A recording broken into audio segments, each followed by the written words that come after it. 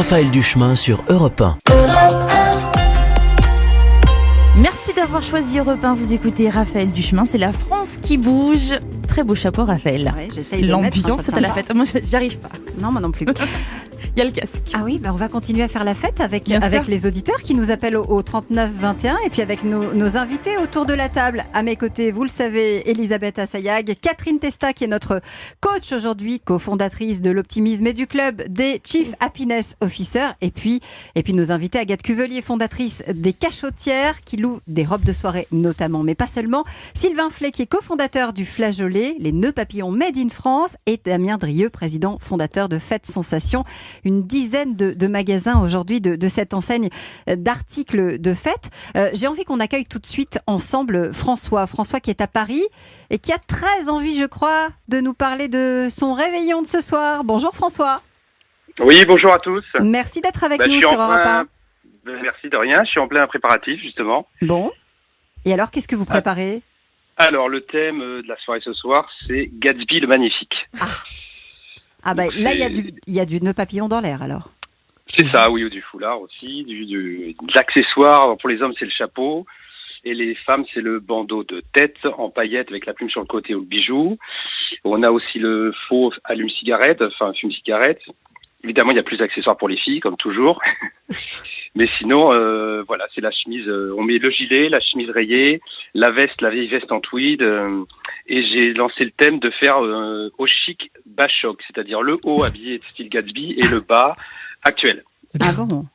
Ah oui, Donc on peut garder une paire de derby, un slim noir, et puis en haut mettre le petit côté classe avec la veste, la chemise, le gilet, le nœud pape et le chapeau. Et les convives sont toutes d'accord pour jouer le jeu ? Ah mais c'est pas décor, c'est qu'ils sont tous excités. Du coup on a commandé des accessoires en plus pour ceux qui n'en ont pas à l'entrée et à l'accueil de la soirée. Le thème va se poursuivre, je suppose, avec la musique ? C'est ça, on part sur de l'électro-swing. Donc c'est tous les titres un peu des années 20 et 30 qui sont remixés par deux DJ qui sont assez connus. Alors, je sais pas si on a le droit de donner des noms à l'antenne. Allez-y, oui. C'est Bart & Baker qui sont spécialisés là-dedans. Et ils ont au moins 5-6 compilations de thèmes. Alors il y a aussi des chansons françaises assez drôles de l'époque qui sont remixées avec les rythmes actuels et ça marche vraiment très bien.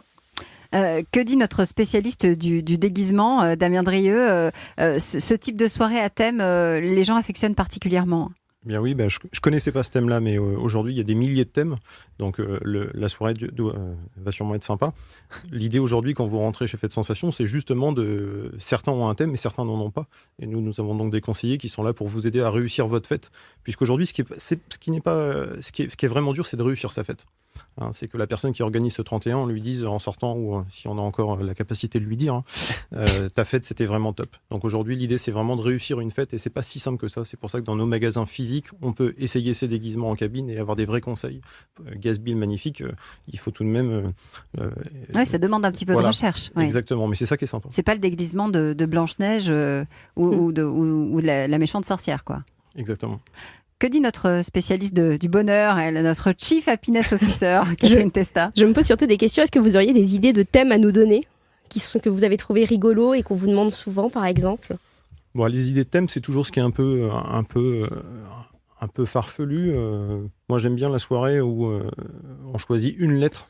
Hein, et on doit se déguiser dans la lettre qui va. Donc, et l'idée, c'est d'échanger et de se dire, tiens, toi, quelle pouvait être ta lettre ? Des idées un peu nouvelles. Alors aujourd'hui, mon équipe serait bien meilleure que moi pour vous donner des idées. Je suis plus aujourd'hui... Entre déguisement et costumes traditionnels, location de robes, location de smoking, il y a un point commun. Vous sentez, vous, cette envie de fête dont on parlait tout à l'heure, Sylvain Nous, chez les Cachotières, on a souvent des personnes qui sont invitées à ce genre de soirée, comme par exemple la Gatsby le Magnifique. On pourrait tout à fait leur proposer une tenue qui serait très chic, du coup, mais qui ne serait pas forcément farfelue. Mais on a toute une sélection de robes style années 20, donc des jolies robes à paillettes, fines bretelles, qui iraient parfaitement avec le bandeau à paillettes et la plume, comme il disait tout à l'heure. Même chose pour vous, hein, Nous, Sylvain. c'est pareil. Ce qu'on retrouve, c'est le côté festif. On a envie de changer, on a envie de sortir un petit peu de ses vêtements habituels et donc d'apporter une touche d'originalité. Alors, nous, on n'est évidemment pas dans un business de déguisement, mais pour autant, nos nœuds papillons se prêtent tout à fait à ce genre de soirée, puisque en étant très, très élégant, on peut avoir un nœud papillon, un vrai nœud papillon noué d'un certain côté, etc., qui se cale tout à fait au thème. On a Sandy, je crois, qui est en ligne avec nous, qui a composé le 3921 pour nous raconter le réveillon de l'année dernière. Sandy qui est à Paris. Bonjour Sandy.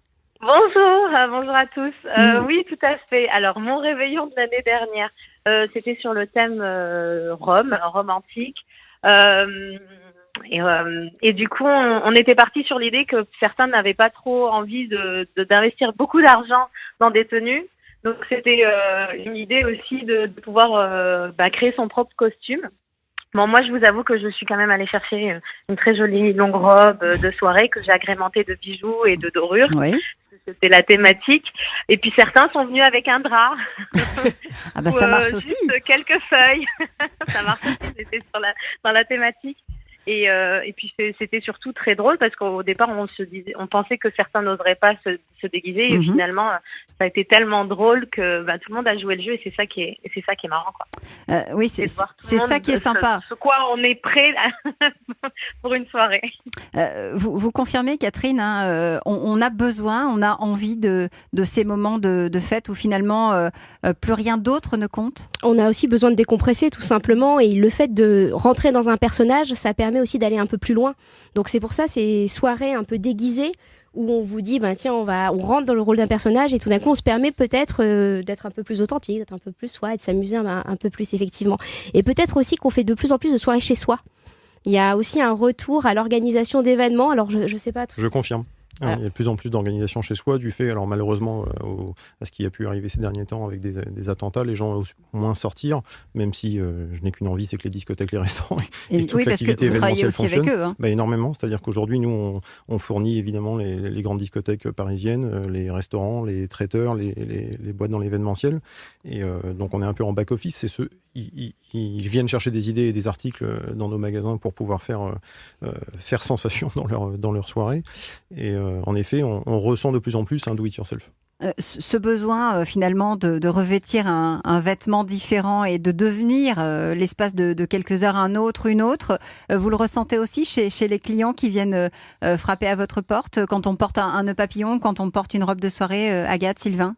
Oui, chez les cachetières, nous, on le ressent complètement. Et justement, c'est l'intérêt de la location. Ça permet de pouvoir aller porter des tenues qu'on n'aurait pas forcément osé s'acheter ou ni osé porter tous les jours. Mais par contre, le temps d'un soir, le temps de quelques jours, on peut s'accorder ce genre de folie avec une robe qu'on va louer plutôt que d'acheter.